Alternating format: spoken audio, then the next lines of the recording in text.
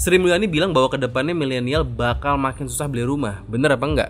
Jadi kita membeli rumah 15 tahun nyicilnya. Dan yang di awal itu biasanya hanya berat di suku bunganya dulu. Prinsipalnya itu di buntut belakang. Dan itu biasanya karena dengan price yang rumah tersebut dan the interest rate yang sekarang harus kita waspadai cenderung naik dengan inflasi tinggi, maka masyarakat akan makin sulit untuk bisa membeli atau can afford to buy a house.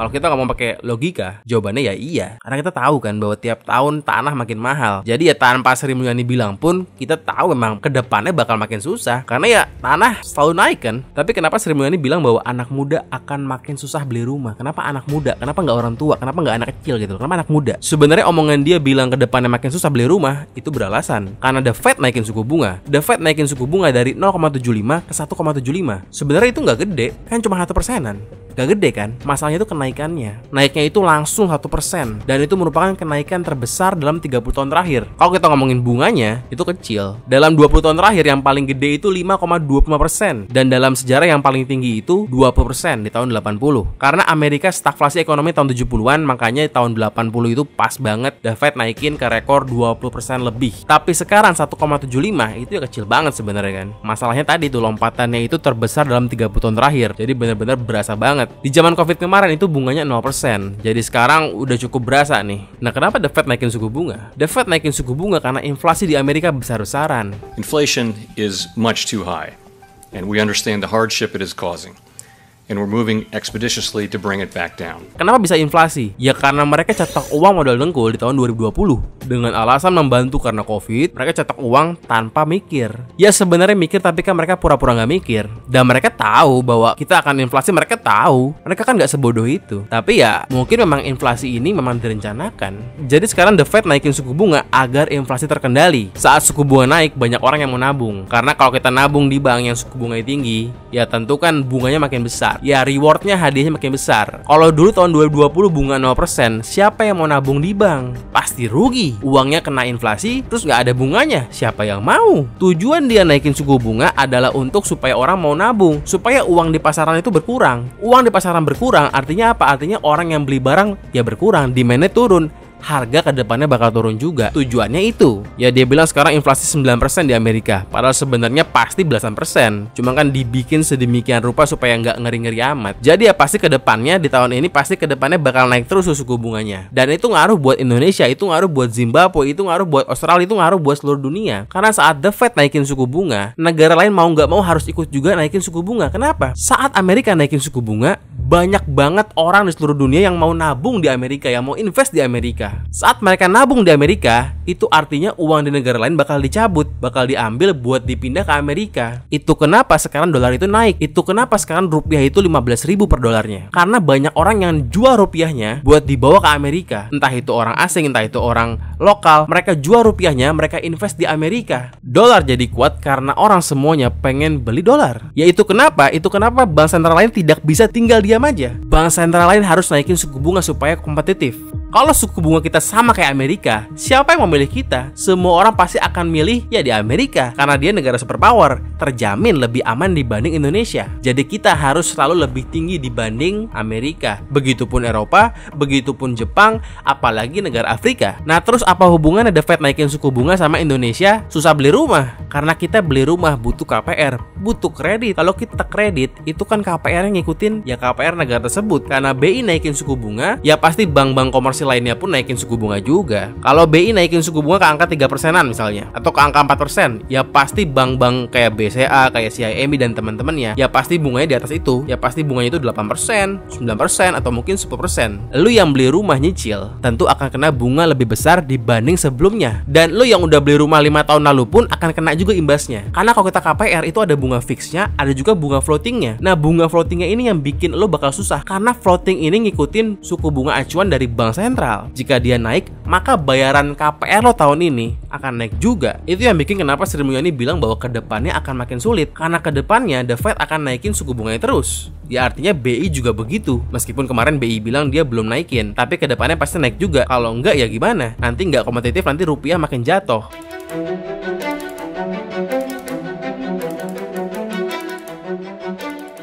Kalau kita ngomongin properti di Indonesia, itu ada 3 hal yang jadi penyebab kenapa susah beli properti. Pertama itu adalah keterjangkauan. Jadi harga rumah itu udah mahal banget. Kalau gue lihat data dari rumah.com, median harga rumah di Jabodetabek itu kayak begini. Bogor 6 jutaan, Depok 8 jutaan, Tangerang 13 jutaan, Tangsel apalagi, BSD Bintaro itu mahal. 14 jutaan mediannya. Ini mediannya ya, angka tengahnya. Gimana kalau Jakarta? Jakarta itu 20 jutaan, jauh lebih mahal lagi. Dan ini merupakan data tahun 2020, 2 tahun lalu, bukan sekarang. Sekarang material makin naik harganya. Artinya apa? Rumah juga makin naik. Gue juga punya data indeks harga properti di Indonesia. Ini merupakan harga properti residensial kayak rumah, apartemen, dan ada juga harga properti komersial kayak ruko, kantor, dan teman-temannya. Dari data ini kita bisa lihat nih, 5 tahun terakhir itu naiknya properti residensial itu 10%. Tinggi. Kalau yang komersil dalam 5 tahun terakhir cuma 3% doang. Kenapa harga rumah lebih cepat naiknya? Karena ya jelas, semua orang butuh rumah tapi nggak semua orang butuh ruko. Kalau kita ngomongin Jabodetabek sama Indonesia, harganya jauh lebih tinggi Jabodetabek, pastilah. Tapi kalau kenaikannya sebenarnya sama aja. Naiknya properti Indonesia in total maupun Jabodetabek only itu sama-sama 10%-an. Kenaikan 10% ini sebenarnya nggak gede-gede amat kalau dibandingin sama negara lain. Negara India misalnya. India itu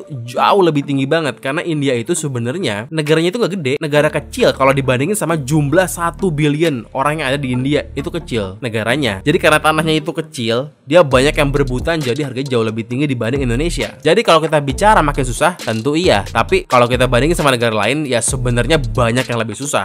Kedua juga ada ketersediaan. Jadi makin tahun, makin banyak rumah tangga, keluarga yang nggak punya rumah. Kalau kita ambil datanya dari BPS, angka backlog artinya orang yang nggak punya rumah. Keluarga nggak punya rumah itu naik dari tahun ke tahun. Di tahun 2020, ada 12,7 juta keluarga yang nggak punya rumah. Berapa orang tuh? Kalau anggap satu keluarga ada 4 orang, berarti kan ada hampir 50 juta orang yang nggak punya rumah.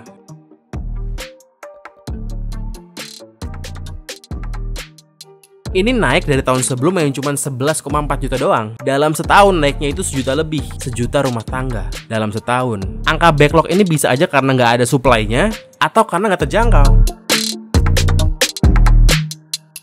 Yang ketiga juga ada akses pendanaan. Ini ngomongin KPR nih. Buat pendanaan beli rumah, mau nyicil. Orang Indonesia itu nggak bankable. Jadi jumlah KPR di negara Indonesia ini cuma 3% dari GDP. Itu kecil kalau dibandingin ke negara maju kayak Singapura. Singapura itu 30%. Kita cuma 1/10-nya aja. Kita itu nggak bankable. Semakin nggak bankable, semakin susah orang beli rumah kecuali belinya cash. Ini kita lihat data dari OJK. Ini merupakan data KPR bank syariah maupun bank konvensional. Kalau kita lihat dari tahun ke tahun sebenarnya bagus nih. Makin tahun ke tahun jumlah KPR itu meningkat terus. Apalagi yang syariah. Yang syariah itu meningkatnya jauh lebih cepat dibanding yang konvensional. Tapi kalau ngomongin jumlah tentu banyakan yang konvensional. Kalau kita ngomongin yang syariah, tahun lalu itu udah nyampe 90 triliun jumlah KPR-nya. Kalau yang konvensional udah sampai 400 triliun. Sebenarnya bagus nih. Jumlah KPR tahun ke tahun makin banyak. Artinya makin banyak orang yang dapat pendanaan KPR. Tapi kalau kita lihat ke bawah, ada angka NPL, non-performing loan. Artinya apa? Artinya KPR yang gagal bayar, yang nggak lancar. Itu makin tahunnya makin gede juga. Di tahun 2021, di KPR Bank Syariah, ada 2 triliun yang gagal bayar, yang nggak lancar. Di bank konvensional, ada 10 triliun. Padahal 5 tahun sebelumnya, cuma 7 triliun. Artinya apa? Makin tahun makin tinggi jumlah orang yang gagal bayar. Artinya kalau makin banyak yang gagal bayar, ke depannya akan dipersulit. Kedepannya bank akan mikir resiko makin besar. Nggak cuma jumlahnya doang, tapi persentase NPL-nya juga makin gede. Bank akan mikir resikonya besar. Artinya apa? Artinya gua sebagai bank harus nge-charge biaya lebih tinggi. Dan juga persyaratannya harus dibuat lebih sulit supaya NPL-nya bisa terkendali. Kalau nggak, kalau dibiarin gampang. Kalau biayanya nggak dinaikin, ya akhirnya bank akan rugi. Jadi artinya KPR makin sulit dan biayanya pun makin besar, bunganya makin tinggi. Itu kenapa Sri Mulyani bilang bahwa kedepannya akan makin sulit.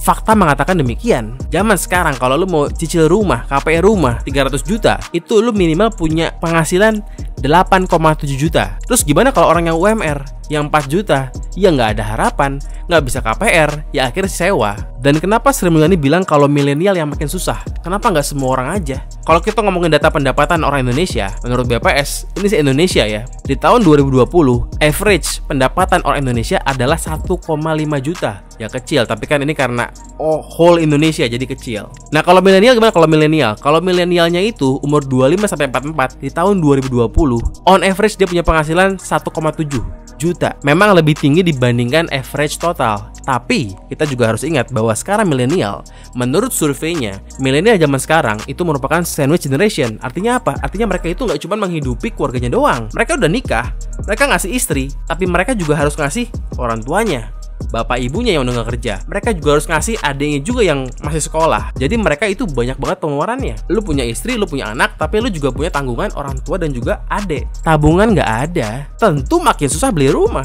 Kemarin tahun 2020 atau tahun 2021 gue lupa, sempat ada kebijakan pembebasan PPN buat orang beli rumah. Jadi kalau dia beli rumah harganya itu 2 miliar ke bawah, dia dapat free PPN. Jadi dia nggak bayar 10% PPN-nya. Itu ngebantu banget. Gua pun dapat soalnya. Yang beli rumah di bawah 5 miliar dapat diskon 50%. Jadi benar-benar ngebantu banget selama pandemi kemarin. Mungkin kedepannya bisa dibatasin itu cuman untuk orang yang beli rumah pertama kali aja. Karena kalau yang belinya spekulan dia investasi ya tentu nggak tepat sasaran kan. Orang yang beli rumah kedua kali itu nggak layak dapat subsidi PPN. Harusnya yang dapat adalah orang-orang yang pertama kali beli rumah yang memang buat ditinggalin, memang user, bukan spekulan, bukan investor. Ya mungkin kalau Sri Mulyani pengen bantu orang bisa beli rumah, ya lanjutkanlah free PPN buat orang yang beli rumah pertama kali, buat user.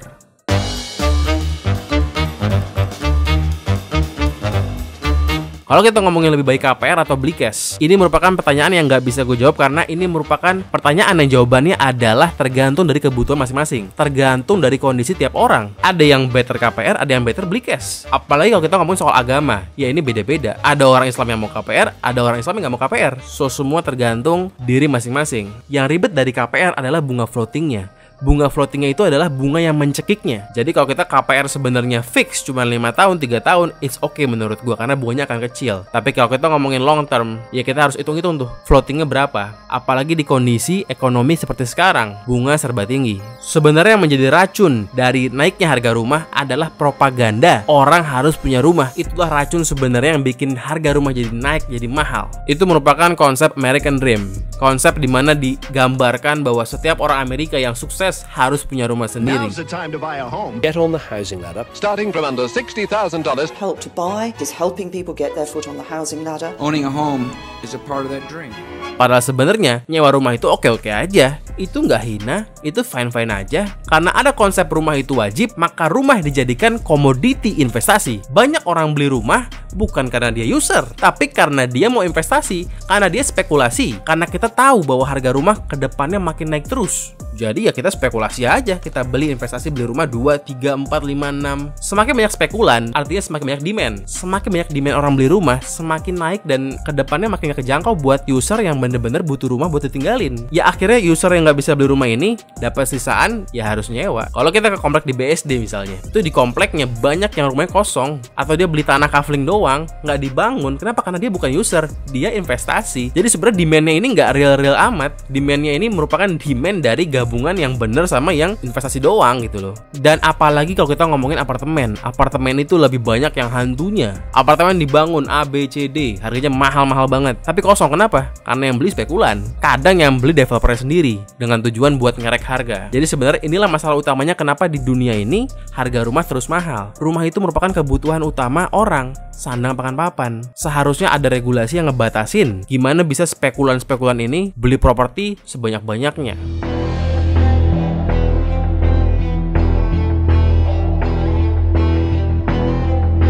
Kalau kita balik ngomongin The Fed, apakah dengan dia naikin suku bunga, maka tiba-tiba akan turun inflasi? Tentu tidak. Inflasi akan turun tapi butuh waktu 1, 2, 3 tahun. Dan itulah momen-momen dimana momen sulitnya. Itulah momen dimana yang akan berasa buat kita semua. Kenapa sekarang orang bilang stagflasi?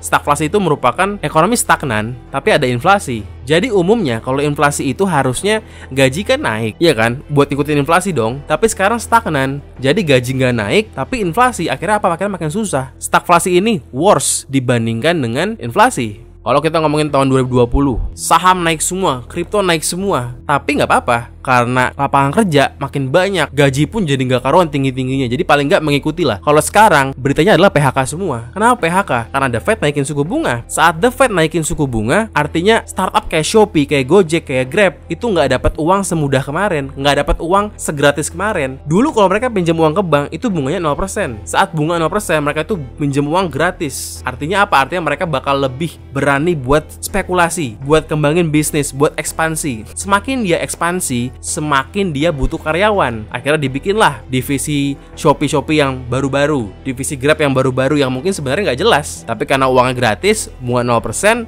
ya dia bikin. Akhirnya karyawan banyak dibutuhkan, gaji pun jadi naik karena kan demand karyawan naik, supply-nya kan segitu-gitu aja, akhirnya jadi gaji naik. Tapi sekarang saat udah tidak ada uang gratis dari The Fed yang kayak kemarin 0%, ya akhirnya divisi-divisi yang nggak jelas tentu akan dibakar semua, dipecat semua yang nggak jelasnya, yang belum tentu profit ya pasti akan di-cut semuanya. Akhirnya apa? Saat banyak orang di PHK, demand terhadap karyawan akan turun. Artinya gaji akan turun juga dong. Itulah yang ngebuat sekarang jadi stagflasi. Gaji orang turun, bahkan banyak yang PHK, tapi harga naik. Dan ini sebenarnya bukan tanpa perkiraan. Pasti sekali The Fed tahu bahwa ini bakal terjadi. Tidak mungkin tidak. Nggak mungkin The Fed mikir bahwa ini nggak akan terjadi jika dia cetak duit kayak orang gila. Modal dengkul tahun 20 kemarin. Pasti dia tahu. Tapi mungkin memang inilah yang ingin dicapai oleh mereka. The Fed tidak sebodoh itu. Mungkin memang mereka pingin adanya hiperinflasi. Mungkin Tuan Rothschild belum puas dengan inflasi yang terjadi karena virus kelelawar kemarin. Mungkin dia sekarang pengen lanjut dengan inflasi yang diakibatkan oleh suku bunga The Fed. Ditambah lagi sekarang ada perang Rusia-Ukraina, minyak makin mahal. Di Eropa semua serba susah, gas makin sulit, udah mau habis, malah sebentar lagi musim dingin. Kalau kita bisa bilang kita masih oke lah, inflasi oke, gas ya oke-oke aja. Orang Eropa makin susah. Semua ini karena agen dari Mr. Rothschild diaktifkanlah seorang badut politik bernama Volodymyr Zelensky. Dialah orang gila, seorang badut yang membuat sekarang semua orang susah, terutama di Eropa. Selama ini kita mikir penjahatnya adalah Putin. Ya enggak lah, Putin jelas akan melakukan hal demikian jika negara diancam, diprovokasi. Zelensky lah penjahat sebenarnya, bukan Putin. Kecuali Anda adalah orang berpendidikan yang sumber tunggal informasinya adalah sumber barat. Kalau begitu, barulah dajalnya Putin, malaikatnya Zelensky. Ya memang dari awal tujuannya adalah hiperinflasi. Akan dibuat bagaimanapun caranya, lewat A, B, C, D. Kalau Tuan Besar Rothschild mau, maka akan dibuat. Apa tujuannya? Ya kita nggak tahu pasti, kan belum terjadi. Tapi ya nggak jauh-jauh lah dari kelaparan, kemiskinan, dan keamanan. Iya kan? Semakin banyak negara lapar, negara miskin, negara nggak aman, maka semakin mudah membuat deal-deal baru.